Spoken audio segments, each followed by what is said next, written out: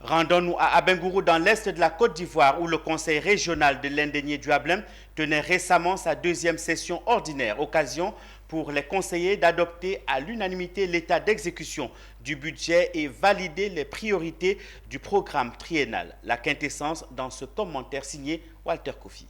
Au cours de cette deuxième session du conseil régional de l'Indénié-Duablin, c'est à l'unanimité que les décisions ont été adoptées. Le Conseil a adopté le budget modificatif numéro 2 de l'exercice 2022 qui s'équilibre en recettes et en dépenses à la somme de 3 596 millions de francs CFA, dont environ 1 200 millions de francs CFA pour le fonctionnement, soit 32% du budget, et 2 426 millions de francs CFA pour les investissements, soit 67% du budget.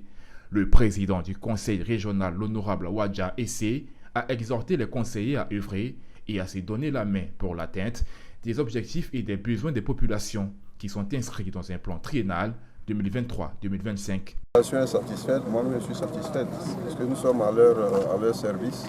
Mais je voudrais indiquer que le travail que nous sommes en train de faire ne concerne pas seulement cette route,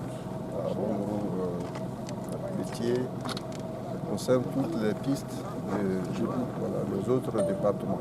Autre satisfaction relevée au cours de cette session, la région de l'Indénié-Duablin a été distinguée meilleure collectivité en termes de performance et d'innovation de la communication en Côte d'Ivoire et en Afrique lors de la deuxième réunion du Conseil régional.